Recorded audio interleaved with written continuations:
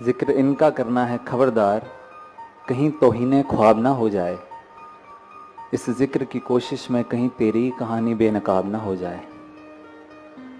एक शायर ने बड़ा खूब लिखा कि उसके कद का किसी को भी ना अंदाजा हुआ, वो आसमां था बस सर झुकाए बैठा था। मैं सासंगते भूल ना जाऊं कि जो मेरी कदर है इस दुनिया में वो आपकी वजह से है।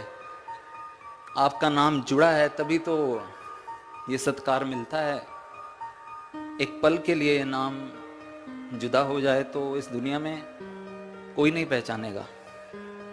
कितने हम्बल थे अवनीत। तासी को याद है कि जब भी स्कूल से उन्होंने आना तो मैंने भी आना, तो उसके बाद फिर ट्यूशन के लिए रेडी होकर जाना। लेकिन अवनीत स्कूल यूनिफॉर्म में टाई भी डली होती थी, दादी माँ के साथ बैठ के नंकार की बातें करते थे।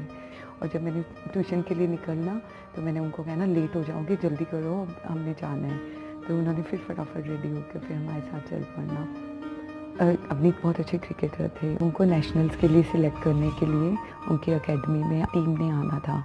तो उन्होंने संडे मॉर्निंग के उनके टाइम थे, तो उनके कोच ने कहा कि अगर आप संडे मॉर्निंग आओगे तो ही आप नेशनल्स के लिए सिलेक्ट हो पाओगे, नहीं तो आपको हम सिलेक्ट ही नहीं करेंगे।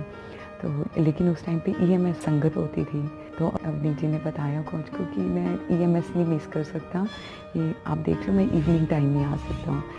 तो वो इवनिंग टाइम में उन्होंने संगत नहीं मिस की और वो इवनिंग टाइम में ही जाते थे और फिर भी उनको सिलेक्ट कर लिया गया।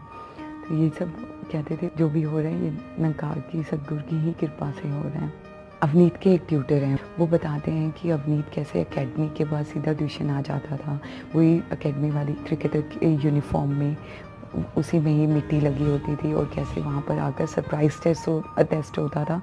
सरप्राइज़ टेस्ट में भी वो फुल मार्क्स ले लेता था और वो उनके जो बैचमेट थे उनको भी यही बात बताते थे कि इसे देखो ये स्पोर्ट्स को भी इतना टाइम देता है और साथ में एकेडमिक्स में भी ये इतना अच्छा है। हमें तो ये भी पता है कि ये संगत को भी पूरा टाइम देता था और कैसे ये संगत को और स्पोर्ट्स को और एकेडमिक्स को सबको किस तरह बैलेंस करते हुए इन्होंने किस तरह अपना जीवन व्यतीत किया है।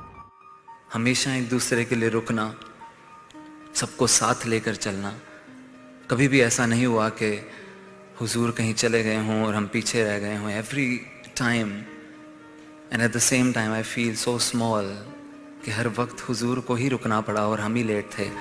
Baba Ji, bless us all that the vision you have, the vision you shared with us, youth, we know how many sacrifices all the saints have given to bring our mission so far. आज इतना बड़ा परिवार बन गया है। Now the responsibility is on our shoulders कि हम भी वो sacrifices, हम भी वो सेवाएं कर पाएं जैसे उन महापुरुषों ने करी। मुझे एक रोल मिला है बस। I am not the director, director is God. He's just given me this role to play in this world. मैं सिर्फ वो रोल अदा करूं और वो अगर मेरा गुरु, मेरे पास एक लॉर्ड मास्टर है, मुझे बता रहा है कि वो रोल ऐसे प्ले करना है, डायरेक्टर बताता है, हमें ब्रीफिंग देता है कि मैं इस कैरेक्टर से ये चाहता हूँ, मैं सिर्फ वो रोल अदा करूं। कि अगर रिश्ता कायम करने से ही प्यार उमड़ेगा तो रिश्ता कैसे कायम करूं? अब सबके पास जाऊं, हर एक इंसान के पास जाकर रिश्ता कैसे कायम करूं? जो मुझसे रोज मिलता है, मेरा पड़ोसी, मेरा कलीग, सबसे कैसे रिश्ता कायम करूं? तो कन्वीनियंस ये है, किसी ऐसे से रिश्ता कायम कर लेता हूं, किसी ऐसे शख्स से, किसी ऐसी शक्ति से जिसका रिश्ता सबके साथ हो। वो जवाब हम जानते हैं, सदगुरु से। इनसे रिश्ता कायम करते हैं, ये नंकार का हमारे साथ रिश्ता कायम करते हैं, सब अपने हो जाते हैं। तेरी होकर सब दुनिया भी मेरी हो गई, अपनी चीज को नुकसान भला कोई कैसे पहुंचाए। खुदगर्जियों की भीड़ से चल, निकल के चल, तकती हैं तुझको रहमतें, चल निकल के चल। और क्या मांगू, हमें आप जी की शिक्षाएं, आपके वचन याद रहेंगे तो और कोई चीज़ मांगने की रही नहीं जाती। बख्शिश करो कि मन में मांग भी ना आए कि मैं मांग लूं, जो आपने नवाजा है उसको, उसका सिर्फ और सिर्फ शुक्रगुजार रहूं। और ह्यूमिलिटी, हम्बलनेस हमेशा ही जीवन में बरकरार रहे। जैसा जीवन आप चाहते हो सबका जीवन ऐसा बन जाए। उनका किरदार ही ऐसा था कि एकदम वो गुस्से की डेफिनेशन को लाइफ में उतारा हुआ था पूरा अवनीत जी ने। और हालांकि सिर्फ मुझे एज अ वाइफ तो सिर्फ 11 महीने मिले उनके साथ जो उनको इतने क्लोजली देख पाई मैं, पर तब भी उसमें एक एक पल पे ऐसे समझ में आता था जिस तरह वो अपनी बातें भी समझाते थे कि उनके लिए 24 घंटे सिर्फ निरंकार की बातें, गुरमत की राह पे चलने वाली शिक्षाएं और उसी तरह पे ही उनका हमेशा ट्रैक रहता था।